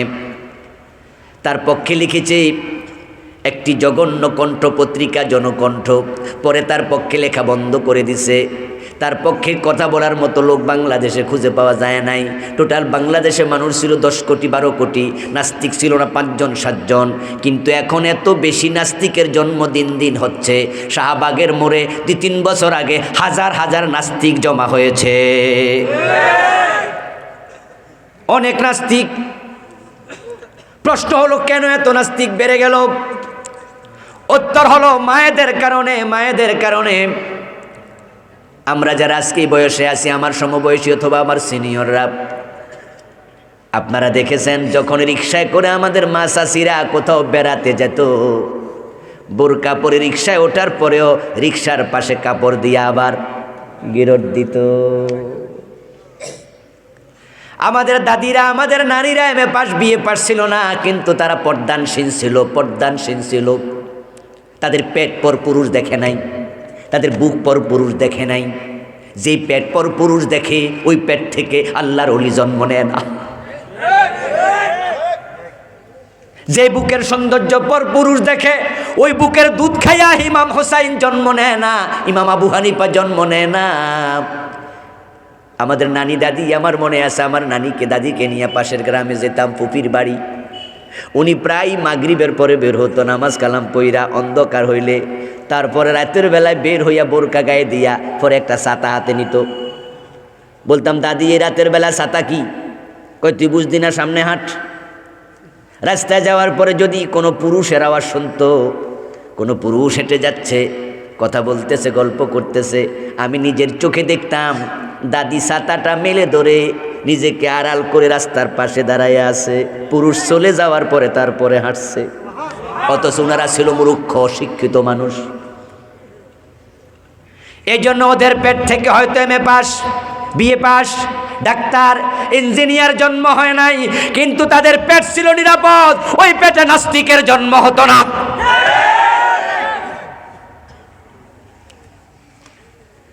এখন আমরা বাবারাই তো নিজেদের মেয়েদেরকে আজকে বেপরদায় রাস্তা থেকে বের করে দেই। আমি আজীব হই, আশ্চর্য হই যে বাবা নিজের মেয়েটাকে একা একা অস্ট্রেলিয়া পাঠাইয়া দিছে, আবার গল্প কইরা কয় আমার মেয়ে অমুক ইউনিভার্সিটিতে লন্ডনে টিকছে। তো এখন কি হয়েছে? লন্ডনে গত মাসে চলে গেছে, হুজুর দোয়া করিয়েন। আমি কই দোয়াটা কোন জায়গা দিয়া করতাম? তোমার যুবতী মেয়েটাকে তুমি লন্ডনে পাঠাই দিছো, একা একা অস্ট্রেলিয়া পাঠাই দিছো, ঘর চিনে না, বাড়ি চিনে না, গার্ডিয়ান নাই, অভিভাবক নাই, থাকবে কই, যাবে কই? আপনারাই বলুন তো, একজন যুবতী মেয়ের চরিত্র নষ্ট হওয়ার সম্ভাবনা আছে না নাই? ও প্রিয় ভাইরা, যুবতী মেয়েরা আজকে চলে যাচ্ছে একা একা এখান থেকে ওখানে। কত মেয়ে এখন ঘর থেকে বের হয়ে গেছে। আরে টাকার জন্য মানুষ পাগল হয়ে গেছে। এখন মেয়েরে পুলিশে চাকরি দেয়, মেয়েরে সেনাবাহিনীতে চাকরি দেয়, মেয়েরে র্যাবে চাকরি দেয়। আপনারা দেখবেন রাতের বেলায় আমাদের পুলিশ ভাইয়েরা রাতে ডিউটি করতেছে, ওই ডিউটির মাঝে মেয়ে পুলিশও মাঝে মাঝে দেখা যায়। আমি ভাবি এ পুরুষের সাথে যদি মেয়ে পুলিশগুলো রাতে বিরাতে এক জায়গায় থাকে, সেখানে চরিত্র হারানোর সম্ভাবনা আছে না? না।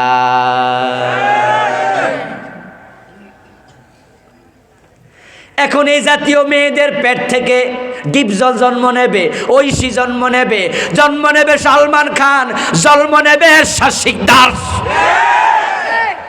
ইমাম বুখারীরা আসবে না। এই জন্য দিন দিন নাস্তিক বেড়ে যাচ্ছে, খারাপ মানুষ বেড়ে যাচ্ছে, মায়েদের পেট নষ্ট হয়ে গেছে। পহেলায় বৈশাখ যখন আসে তখন দেখি আর মেয়েরা সেদিন ওড়না সালোয়ার কামিজ পরে না, ওদিন সব মেয়ে দেখি শাড়ি পরে। ঢাকা ইউনিভার্সিটি থেকে চারদিকে দেখি বের হয়েছে শাড়ি পরে পরে কপত কপতি, শত শত ছেলে, শত শত মেয়ে। যেই মেয়েটা কখনো তার নাভি কোনো পুরুষকে দেখায় নাই, কারণ সে তো পরেছে কামিজ, তার পেট ঢাকা, পিঠ ঢাকা। কিন্তু যখন সে মেয়েটা বৈশাখ উপলক্ষে শাড়ি পরে, তখন তার পেট, পিঠ, নাভি পরপুরুষে দেখে। ও আমার মা, ও আমার প্রিয় বোন, তোমরা শোনো, তোমার বুকের নিচ থেকে তোমার নাভির নিচ পর্যন্ত এখানে এক হাতের মতো জায়গা, এই জায়গাটাকে দাম দিও, কদর করিও, এটাকে সম্মান দিও। এখানে আল্লাহর বাচ্চা, আল্লাহর বান্দা, তোমার সন্তান জন্ম নেবে। ওই পেট যদি পরপুরুষ দেখে, তোমার এই পেট থেকে আর ভালো মানুষ জন্ম হওয়ার সম্ভাবনা নেই। ভালো সন্তান যদি আপনি চান, তাহলে আপনাকে আরেকটা কাজ করা লাগবে। ওই কাজটা হলো সন্তানের জন্য আল্লাহর কাছে বেশি বেশি দোয়া করা লাগবে। এখন দোয়া তো আপনি শিখেনি নাই। বিয়ের পরে সন্তান হবে, স্বামী তার স্ত্রীর বিছানায় যাবে, তারা দুজন কাছাকাছি মেলামেশায় যাবে। এখন আপনি যখন আপনার স্ত্রীর কাছে যান, তখন সেখানে শয়তানের বদ নজর পড়ার সম্ভাবনা আছে, কারণ সব জায়গায় দুষ্ট শয়তান আছে। এক সময় শয়তান ছিল তামাম দুনিয়ার সব জায়গায়। মানুষ বানানোর সময় আল্লাহ ওদেরকে সরাইয়া দিছে, পাঠাইয়া দিছে সাগরের দ্বীপে, কিন্তু কিছু দুষ্ট জিন এখনো থেকে গেছে। এই জন্য টয়লেটে ঢুকলে আমরা দোয়া পড়ি, আল্লাহুম্মা ইন্নী আউযু বিকা মিনাল খুবসি ওয়াল খাবাইস। খবুস খাবিসের বহু বচন, খাবাইস খাবিসাতুনের বহু বচন। দুষ্ট জিন, দুষ্ট শয়তান টয়লেটের মাঝেও আছে। আপনি যখন কাপড় তোলা দিয়া বসেন, আপনার লজ্জাস্থান নিয়ে শয়তান দুষ্টুমি করে, খেলা করে, বদনজর দেয়। এই জন্য রাসূলুল্লাহ শিখিয়েছেন, তুমি দোয়া করে ঢোকো। যদি এই দোয়া তুমি পড়ো, ও আল্লাহ, দুষ্ট শয়তান থেকে তোমার কাছে আশ্রয় চাই, তখন আল্লাহ তাআলা শয়তানের মাঝে আর তোমার মাঝে একটা পর্দা ফেলে দেয়। টয়লেটে গেলে দুষ্ট শয়তান যদি লজ্জাস্থান নিয়ে খেলা করে, আপনি আপনার স্ত্রীর বিছানায় যখন গেছেন, আপনারা যখন কাছাকাছি হয়েছেন, দুষ্ট শয়তানের চোখ বদনজর সেখানেও যেতে পারে। এই জন্য আপনার সন্তান দুষ্ট হবে, সন্তান শয়তানের আপনার বিভিন্ন আসর পড়বে। এই জন্য রাসূল বলেছেন, দোয়া করে যাইও, বিসমিল্লাহ আল্লাহুম্মা জান্নিবনা শাইতান ওয়া জান্নিবিশ শাইতানা মিম্মা রাযাকতানা। তুমি তোমার স্ত্রীর বিছানায় যাওয়ার আগে রাসূল বলেছেন এই দোয়াটা পড়ে যাইও, তাহলে সন্তান আর শয়তানের আসরে আক্রান্ত হবে না। আচ্ছা, আপনাদেরকে আমি প্রশ্ন করতে চাই, বলুন তো, এই দোয়াটা কয়জন স্বামী শিখছে? শতে কয়জন? তা আপনি যখন দোয়া পড়েন নাই, আপনার সন্তান জন্মের সময় তো শয়তানের আসর পাইয়া গেছে, এটা ভালো হইব কেমনে? ইব্রাহিম আলাইহিস সালাম আল্লাহর কাছে সন্তান চাইছে। এখন আমাদের কাছেও মানুষ সন্তানের জন্য দোয়া চায়, হুজুর আমার 4টা মাইয়া, একটু দোয়া করেন যেন একটা ছেলে হয়। কেউ কয়, হুজুর আলহামদুলিল্লাহ আমার 5টা ছেলে আছে, একটা মেয়ে হইলে ঘরটা উজালা হয়ে যেত, একটা মাইয়া যেন আল্লাহ দে, দোয়া করিয়েন। আর যাদের বিয়ের পরে 5-7 বছর সন্তান হয় না, হেরা তো কই ফোলাউক আর মাইয়াউক একটা উইলে সারে, ঠিক না? শুধু দোয়া করে, আল্লাহ আমার একটা সন্তান দাও, হুজুর একটা দোয়া করে দেন। আমি তখন বলি, ভাই আমার, তুমি তাড়াহুড়া করছো, সন্তানের জন্য দোয়াটার সিস্টেমই তুমি জানো না। তুমি যে কইলা আল্লাহ যেন একটা ছেলে দেয়, ওই ছেলে যদি ডিপ জলের মতো হয়, পুরা গোষ্ঠী 14 গোষ্ঠী জাহান্নামে নিব। ডিপ জলের কথা কেন বলি? ও বেটার সাথে পার্সোনাল কোনো শত্রুতা নাই। এ বলার কারণ আছে, কারণ বাংলাদেশে একটা মাত্র নায়ক আমি চিনি, যেটার পার্সোনাল সিনেমা হল আছে, যে নিজে সিনেমার নায়ক, আবার সিনেমার প্রযোজক, আবার সিনেমার পরিচালক, সে একাই সব কিছু। মানে এত গুণা একসাথে কোনো নায়ক করে না, কথা বোঝেন? এই যে শাকিব খান একটা নায়ক, হের কাম শুধু সিনেমা করে, ঠিক কি না? কিন্তু হের কি সিনেমা হল আছে? হে নিজে কি প্রযোজক, হে নিজে কি ডিরেক্টর? হে একটা করে গুণা, আর ডিপজল মিয়া করে 14-15টা। কথা বুঝেন? এখন যদি আপনি কোন আল্লাহ আমার একটা ছেলে দাও, আর আল্লাহ রাগ কইরা কয় বেটা দোয়াও তো শিকসনে যা এরশাদ শিকদারে দিয়ে দিলাম। এ আমাদের সান্দিনাতেই ছেলে বাবারে শাবল মাইরা পেটে দিয়া ঢুকাইয়া পিঠি দিয়া বাইর করছে। এমন দুষ্ট সন্তান হওয়ার চেয়ে না হওয়া ভালো, ঠিক না? এই জন্য এমন দোয়া করবেন না, আল্লাহ আমার একটা মেয়ে দাও, আর আল্লাহ দিয়ে দিল ঐশীর মতো একটা মেয়ে। ক্লাস 9-এ পড়ুয়া ঐশীর কথা মনে আছে? মাদকাসক্ত হইয়া বাবা মা দুইজনকে হত্যা করেছে। এমন সন্তান হওয়ার চেয়ে না হওয়া অনেক ভালো। এই জন্য সিস্টেম কি? দোয়ার সিস্টেম আল্লাহ কোরআনে শোনাইছে। ইব্রাহিম আলাইহিস সালামের বয়স হয়ে গেল 86 বছর। ওই 86 বছর বয়সে তিনি সন্তান হয় না, দোয়া করছে রব্বি হাবলি মিনাস সালিহিন, ও আল্লাহ আমার একটা নেক সন্তান দাও। সুবহানাল্লাহ পড়েন। কি সন্তান? কি সন্তান? বাবার দোয়া আল্লাহ কেমনে কবুল করে দেখেন। ফাবাশশারনাহু বিগুলামিন হালিম। কোরআনে আল্লাহ কয় আমি একটা ধৈর্যশীল উত্তম সন্তানের খবর দিয়া দিছি। আমি উনাকে শুধু সন্তানই দেই নাই, আমি ইসমাইলকে নবী বানাইয়া দিছি। বাবার দোয়া মায়ের দোয়া কবুল হয়, এই জন্য দোয়া করবেন সন্তানের জন্য। আমরা চেষ্টা করতে পারবো, কিন্তু আল্লাহ যদি আমাদের চেষ্টার পক্ষে না থাকে, চেষ্টা করেও লাভ হয় না, ঠিক না? এই যে কেনান, নূহ আলাইহিস সালাম কি চেষ্টা করে নাই? যখন কেনান ডুবে যায় তখনও তো বলছে ছেলে নৌকায় ওঠ, কিন্তু সে ওঠে নাই, আল্লাহ তার পক্ষে ছিল না। হযরত জাকারিয়া আলাইহিস সালাম সন্তান হয় না, উনি ছিলেন বুড়া মানুষ, চুলগুলো সব পেকে গেছে, উনার বউ ছিল বন্দা। উনি গেলেন মারিয়ামের রুমে, যাইয়া দেখেন মারিয়ামের কক্ষের মাঝে অনেক ফল ফলাদি, যেগুলো ওই মৌসুমে গাছে ধরে না। জিজ্ঞাসা করলেন আন্না লাকে হাযা, মারিয়ামে ফল আসলো কোত্থেকে?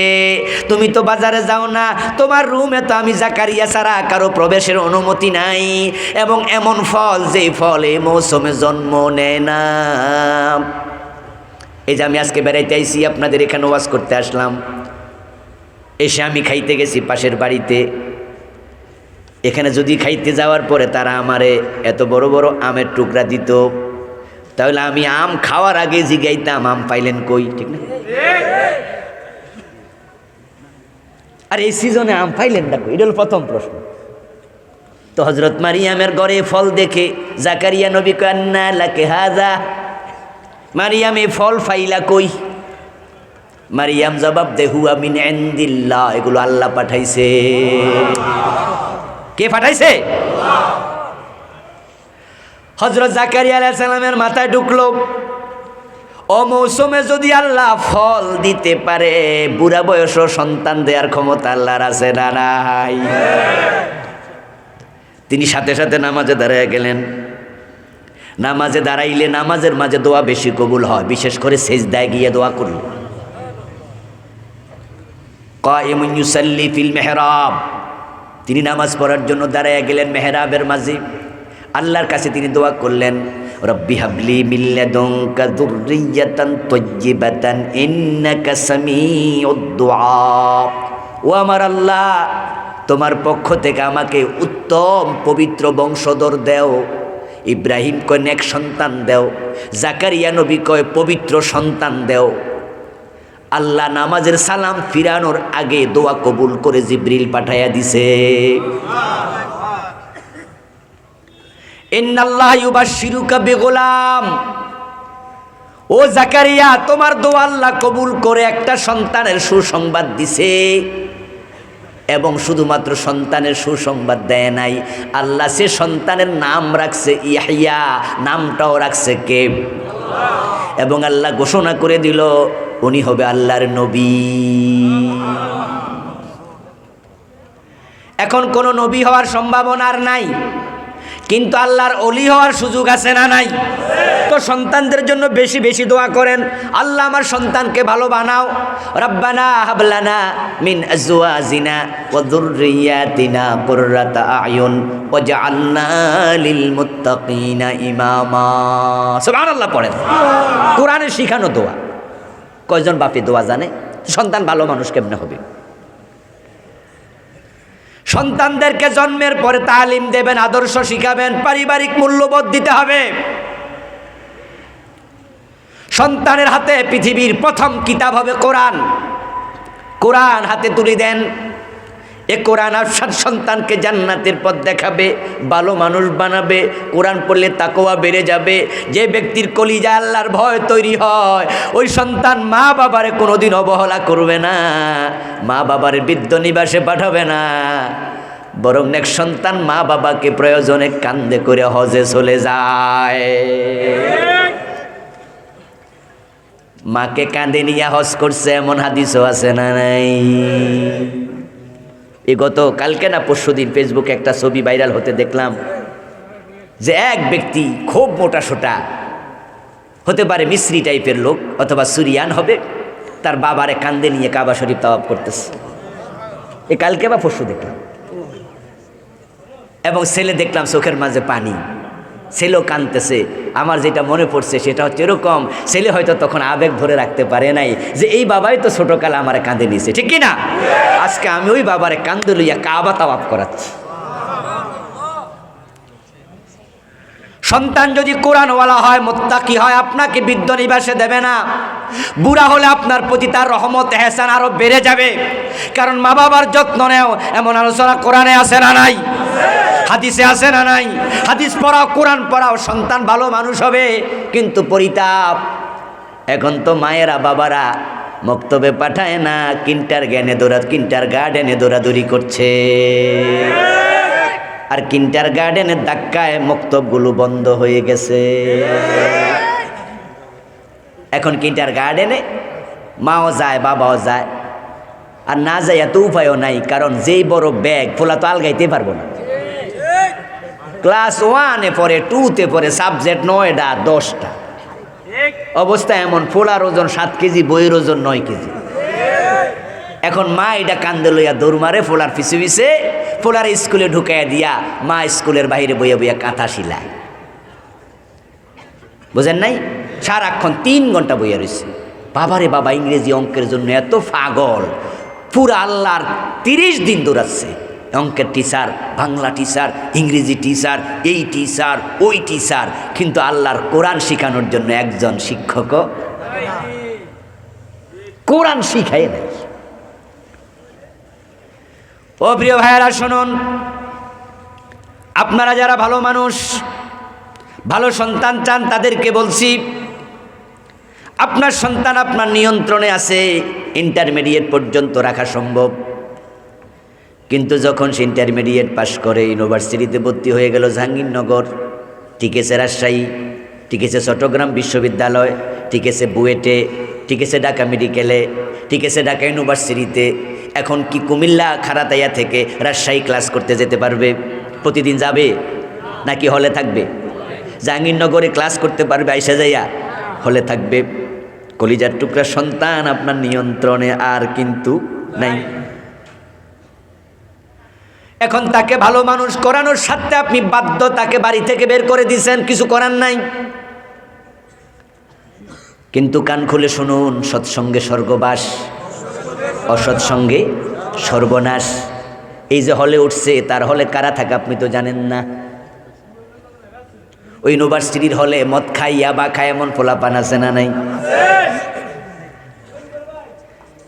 এখন আপনার সন্তান তো কোনোদিন সিগারেটও টানে নাই, আপনি তো ভালো মানুষ, ভালো পরিবার, কিন্তু ওখানে যে গেছে কার সাথে মিশে কোনটা খায় কোয়া তো যায় না। এই জন্য আপনাদেরকে বলছি, ইউনিভার্সিটিতে পাঠানোর আগে অবশ্যই অবশ্যই তাকে আল্লাহর কোরআন শিখাতেই।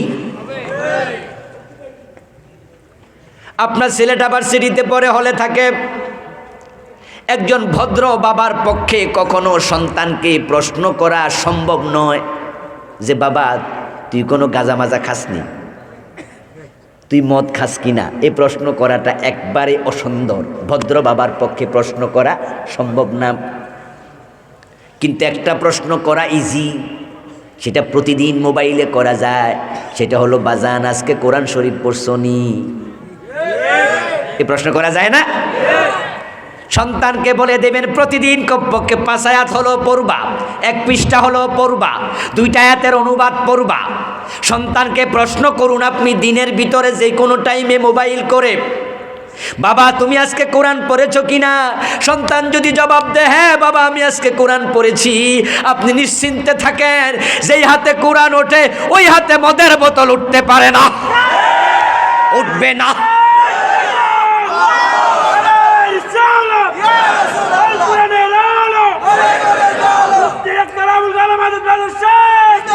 আমার প্রিয় ভাইরা, যেই হাতে আল্লাহর কোরআন সকালবেলা উঠেছে, বন্ধুরা যতই চেষ্টা করুক ওই হাতে মদের বোতল ধরাতে পারবে না। এখন যারা সন্তানকে কোরআন শিখান নাই, ইংরেজি অঙ্কর জন্য পাগল হয়ে গেছেন, আপনি কোরআনের মূল্য বুঝেন নাই, আপনার সন্তান খারাপ হবে, এজন্য আপনি 1 নম্বর দায়ী, ঠিক না? কোরআন শিখালেন না কেন? এই যে কয়দিন আগে বুয়েটে আবরার পাহাদ নামে একটা ছেলেরে সাপের মতো পিটাইয়া মারছে কেটা? ওই বুয়েটের পাশে রিক্সাওয়ালারা, টোকাইরা মারছে, তার ক্লাসমেট, তার বন্ধু বান্ধবেরা, যে কয়জন মারছে প্রত্যেকজন ইঞ্জিনিয়ার হয়তো কয়দিন পরেই। প্রত্যেকটা ছেলে দেশের 1 ক্লাস মেধাবী, এসএসসিতে গোল্ডেন এ প্লাস, এইচএসসিতে গোল্ডেন এ প্লাস। যদিও গোল্ডেন এ প্লাস বলতে কাগজ কলমে কোনো শব্দ নাই, মানে সব সাবজেক্টে পাইছে বিদায়, কে বা কারা এটার নাম গোল্ডেন দিছে আমিও জানি না। আচ্ছা বুঝেন তো নাকি? ডাবল গোল্ডেন পাওয়ার পরও বুয়েটে টিকে নাই এমন হাজার হাজার ছাত্র আছে। ওখানে টিকার জন্য 1 ক্লাস মেধাবী, নাম্বারের দিক থেকে হাই স্কোর। যে কয়টা বুয়েটে ভর্তি হয়েছে প্রত্যেকটা দেশের সেরা মেধাবী, কোনো সন্দেহ, কোনো খারাপ ছেলে বুয়েটে টিকবে না। ওই ছেলেগুলো প্রত্যেকটা কয়দিন পর ইঞ্জিনিয়ার হয়ে বের হতো, কিন্তু তারা আজকে খুনের মামলার আসামি। তাদের কেউ এখন গাঁজাখোর, কেউ এখন সন্ত্রাসী, কেউ এখন সাদাবাজ। বুয়েটে পড়ে, ঢাকা ইউনিভার্সিটিতে পড়ে, অথচ এলাকায় সাদাবাজি মাস্তানি করে এমন ছাত্র শত শত আছে। ঢাকা ইউনিভার্সিটিতে পড়ে, বুয়েটে পড়ে, ঢাকা মেডিকেলে পড়ে, ইয়াবার ব্যবসা করে, ব্যবসা শুধু খায় না, হাতে বেচে। কিন্তু ইন্টারমিডিয়েট পর্যন্ত সে ছিল এলাকার মেধাবী ভালো ছেলে। স্যারেরা বলতো এটা আমার কলিজার টুকরা, ক্লাসের সেরা ছেলে, আমার কলেজের সম্মান বাড়াইছে, বুয়েটে টিকছে। কিন্তু সে এখন আবরারের খুনি হয়েছে। কেন হলো খুনি? দেখলাম পত্রিকায় একটা ছেলের বাড়ি হলো জয়পুরহাটে। ওই জয়পুরহাটে যে ছেলেটা আবরারের খুনের মামলার আসামি, তার বাবা ভ্যান চালক, ভ্যান গাড়ি চালায়। সাংবাদিকরা তার বাবার সাক্ষাৎকার নিল, আপনার ছেলে তো এখন খুনি, আপনি জানেননি? তার বাবা চোখের পানি ছেড়ে দিয়ে বলেছে, আমি গরিব মানুষ, ভ্যান গাড়ি চালাই। তার মা ডিম বিক্রি করে করে টাকা জমায়া তারে পাঠায়। স্বপ্ন ছিল আমাদের কষ্ট বেশি দিন আর নাই, ছেলে ইঞ্জিনিয়ার হবে, কষ্ট ঘুচে যাবে। তোমরা সাংবাদিকেরা কি শুনাইলা? আমি এখন বুঝি খুনির বাবা। এই যে 17-18 জন ছেলে আজকে খুনের মামলার আসামি, 17টা পরিবারের স্বপ্ন ধ্বংস করেছে, ঠিক না? মা বাবার স্বপ্নকে খান খান করে দিয়েছে। কেন খুনি হলো? কারণ একটাই, সৎসঙ্গে স্বর্গবাস, অসৎসঙ্গে সর্বনাশ। ইউনিভার্সিটির পরিবেশে যাইয়া এমন কিছু পোলাপানের সাথে মিশেছে, ধ্বংস হয়ে গেছে। এখন সেই পরিবেশে ধ্বংস হওয়া থেকে বাঁচাতে চাইলে তাদের হাতে আল্লাহর কোরআন তুলে দেয়া দরকার আছে না নাই? যেই ছেলে কোরআন হাতে উঠবে ওই ছেলে সাপের মতো পিটাইয়া আরেকজন মানুষ মারতে পারে না। কোরআন শান্তির কিতাব, শান্তির কিতাব, শান্তির কিতাব। কোরআন সম্মানের কিতাব, সম্মানের কিতাব, সম্মানের কিতাব। এটা সমৃদ্ধির কিতাব, এটা সমৃদ্ধির কিতাব। যেই যুগে কোরআন এসেছিল ওই যুগের নাম দুনিয়ার মানুষ আইয়ামে জাহিলিয়া দিয়েছিল। হানাহানি, খুনাখুনি, মারামারি, মেয়ে জীবিত কবর দেয়া, আরও কত কিছু ছিল। কিন্তু কোরআন আসার পরে এমন শান্তি কায়েম হয়ে গেছে, অদ্য দুনিয়ার সম্রাট ওমর গাছতলে ঘুমায়া থাকে, বডিগার্ডের প্রয়োজনও আর নাই। এ কোরআন আসার পরে শান্তি সমাজে কিভাবে এসেছে? মদিনা থেকে জেরুজালেম চলে গেছে হযরত ওমর একা একা। ওটের রশি টানার জন্য একজন চাকর সাথে, আর কোনো বডিগার্ড নাই, প্রয়োজনও নাই। মানুষের অন্তরে আল্লাহর ভয় এমনভাবে কোরআনের মাধ্যমে ঢুকেছে, মানুষ এখন আর অন্যায় করেই না। কোরআন যেই যুগে এসেছে আমরা শুনেছি, ওই যুগে মানুষ 2 দিন 3 দিন পর্যন্ত না খাইয়া থাকতো, পেটের মাঝে পাথর বেঁধেছে, খাবার নাই। কিন্তু কোরআন আসার পরে এমন সমৃদ্ধি এসেছে, উন্নতি এসেছে। জাকাত বিভাগের কর্মচারী জাকাতের টাকা কাঁধে লইয়ে ঘোরে, জাকাত খাওয়ার মতো লোকও আর নেই। এখন আপনার পরিবার অশান্তি, কারণ কোরআনের তালিম নাই। আপনার পরিবার অশান্তি, সমৃদ্ধি নাই, দেশের মাঝে শান্তি নাই। ও বন্ধু, এমন অবস্থা হয়েছে, আমাদের এমপিরা এলাকায় যাইতে 1 গাড়ি পুলিশ নিয়ে যায়, মন্ত্রী হলে 2 গাড়ি নিয়ে যায়, প্রধানমন্ত্রী যেখানে যায় 10-12 গাড়ি লাগবেই। অথচ অদ্য দুনিয়ার সম্রাটের একটা বডিগার্ডও লাগে নাই। কারণ কোরআন যেখানে আছে শান্তি সেখানে আছে। কোরআন যেই দেশে নাই, সমাজে নাই, সেখানে শান্তির আশা করা যায় না। পরিবারও কোরআন ছাড়া শান্তি আসবে না। এজন্য কোরআন শিখান, কোরআন শিখান। যারা আপনারা আলহামদুলিল্লাহ মাদ্রাসায় ছাত্র দিয়েছেন, আপনি সৌভাগ্যবান বাবা। আলেম পর্যন্ত মাদ্রাসায় পড়ানোর পরে তারপরে আপনার সন্তান ইউনিভার্সিটি পড়ুক, বুয়েটে পড়ুক, ইঞ্জিনিয়ার হোক, ডাক্তার হোক, অসুবিধা নাই। আপনার ছেলে আলেম পর্যন্ত মাদ্রাসায় পড়লে বাবা মারা গেলে জানাজার নামাজের ইমামতি করার যোগ্যতা তৈরি হয়ে যাবে। সন্তানদের হক আদায় করেন, ভালো সন্তান পাবেন। আল্লাহ তাআলা আমাদের সকলকে সন্তানের হক আদায় করার তৌফিক দান করুন, বলি আমিন।